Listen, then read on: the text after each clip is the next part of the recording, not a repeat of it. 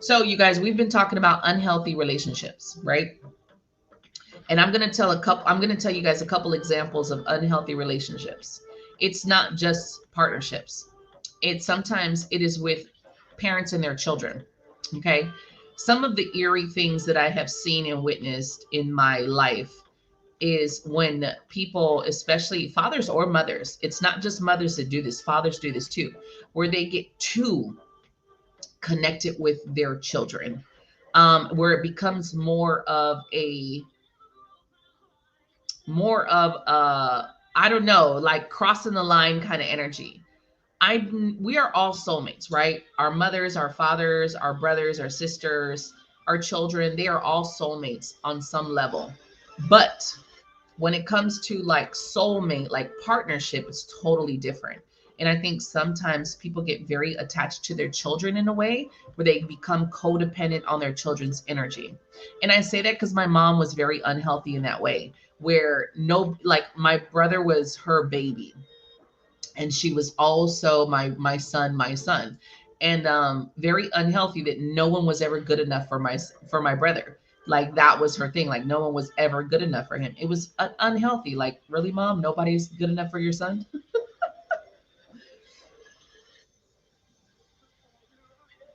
So I think we got to kind of look at our relationships. Trina, did you have a question, boo? Look at our relationships and say, like, are they healthy? Is this supportive, or is this controlling? Is this possessive? Even with our children, is this are people crossing the line? I just think that unhealthy relationships down the line, even if you see like mother and daughter, the toxic mother and daughter, you know what I mean, where they're like always fighting, they're always carrying on, they're always cussing each other out or fucking fighting, like physical fighting. And I would just look like, how do you get to that point where you're like physically fighting with your mom? I don't understand it. Like, my mom has pushed my buttons before, but I've never hit her. um or like, the toxic family, where you're constantly going through the shit with your family. And I think it's mostly with the moms. Mostly I hear it with the moms than the dads, though, actually, where it's that toxic mom, and we just keep saying, well, that's my mom. Well, that's my mom.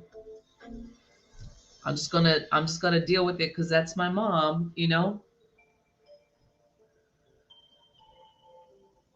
When do we say that enough is enough?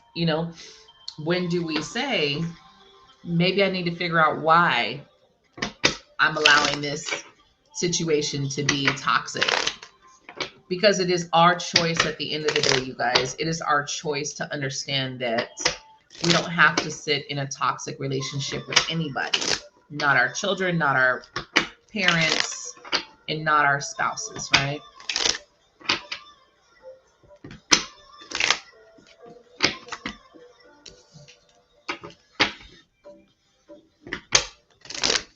Right, right, right. And sometimes it's like that. Sometimes, and one of the things that I always say about women in general is that we were chosen to carry life, right? Right? We were chosen to carry life. That one is a profound fucking thing in itself. The next part about that is that when you're a woman making a decision, right, to carry your baby, to keep your baby, you are deciding to be there regardless who else is there. As hard as it gets, as crazy as it gets, you are signing up to be there, because you're not guaranteed to have a father there helping you, supporting you. You're just not. We know this. It's not a guarantee. We would like it to be, but it's not.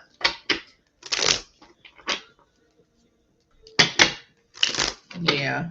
And I'm sure that stemmed from a lot of hurt shit inside you, because I don't ever feel like someone deserves to be abused. I don't want anyone to ever think that that's what I'm saying. But when we get with someone who's abusive, when we get with someone who is controlling, there is something about that inside of us that allows us to deal with that, to accept that it's okay, you know? And it's not saying that, oh, you're an abusive person, so this person's mirroring that within you. But on some level, you're allowing it. So on some level, there's something within you that either you feel worthless enough or you feel like you deserve it. Because I feel like anyone who's with someone who is abusive in some way, there's something inside of you that thinks you're deserving of this in some way, even though you're like, hell no, I want to get out of this. But in deep in the soul, and this is why I always talk about soul level healing, because what's in the soul will attract others. If you don't heal the shit in the soul, you will constantly attract the same type of fucking people, you know.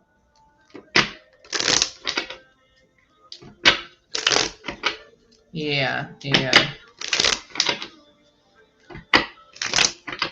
All right, Trina, let's see what's going on.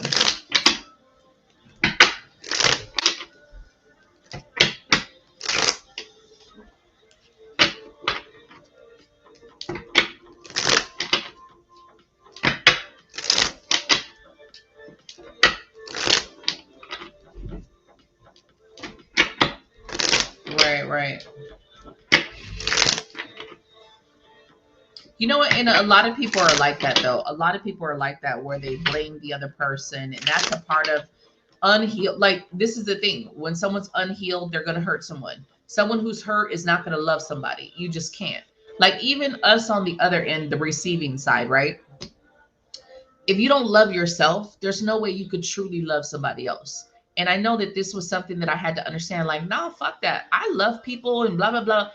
No, if you're truly unhealed inside, there's no way you can truly open up your heart to love people deeply and um purely, because you have this hurt, you have this trauma inside. It just doesn't allow you to fully open up your heart and love. You know what I mean? You always are loving with some type of stipulation or some type of um there's something attached to it in some way. And so that's where you have to work on that to get to the point where you're not loving in that fashion, that you are open. Because when you're hurt, you hurt others. And when you're hurt, you accept others who hurt. It's just the way it is. That's why when you're an unhealed person, you call in other unhealed people, you know. And that's a harsh reality that I had to learn about myself, because I would be like, why do these same people come into my life? Like, what the fuck? But unfortunately, when you're hurt and unhealed, that is the vibration that you're at.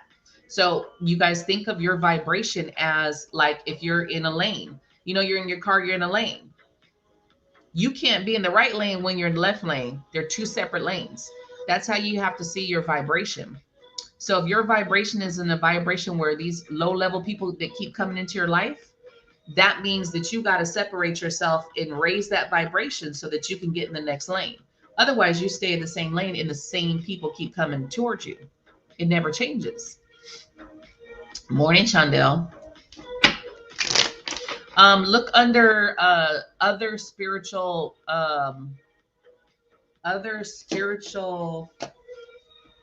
You think I would know my website, right? If you're under book online, other spiritual services, boo. Other spiritual services is where you could find the healing. It's not a class, it's a session. But if you're looking for the shadow work, look under classes and courses, because I think you should do the shadow work. You should do the shadow work class. That one's going to open you up, and you might not even need the meditative state healing. Yes. And unfortunately, with our parents, Trina, guess what? They're doing the best that they could with the information that they had, right? And we don't want to believe that, right? Because for us, it's like, no, you could have did better. You fucking could have done better. You could have been a better parent. But what if, I want you guys to challenge your belief system. What if, good or bad, that's the best that your parent had? They couldn't have done anything better. Like, that is it. When can you be okay with it? When can you accept the fact that that was their best, despite your judgment towards if it was good enough or not? That's what I want you guys to ask yourself. Shadow work is fun. Shadow work is not fun, but it's necessary. It opens up your eyes and brings you to an awareness of your shitty behavior. Because shadow work is not about anybody else. It's about you. It's about getting at what you do, your behavior, your things that you got going on. All right, Chino, let's see what's coming out for you, boo.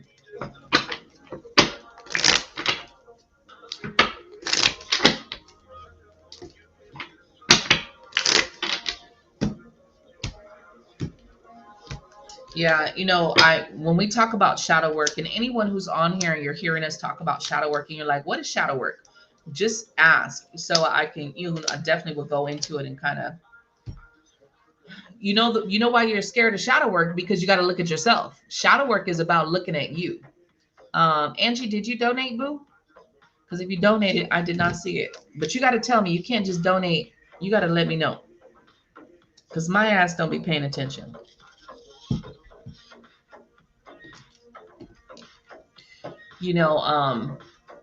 The only reason why you're truly afraid of shadow work is because you're afraid to see the truth about yourself. Because shadow work is not about who did what, when, and where to you. Shadow work is about you, what you do, how you respond, how you act. I don't think I ever welcomed shadow work. I just was doing shadow work. And I didn't even really know I was doing shadow work at the time. Like when I was doing shadow work, it wasn't like I knew it was shadow work. I knew it was the dark night of the soul and all of this shit. There we go. Love you. So it's not like I knew it. I just was going through some shit, and then I had to figure it out later. Like, what the fuck is going on with me right now?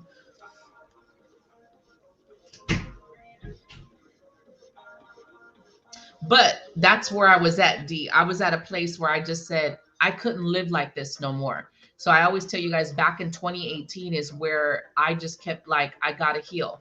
I gotta heal. I don't want to be in this energy for the rest of my life. I don't want to be in this hurtful, sad, going through depressive states every couple of fucking weeks. I'm sloping into these massive depression. And I was like, I just couldn't. I'm like, I gotta figure this shit out. Like, what the fuck? And it just led me on this path, basically.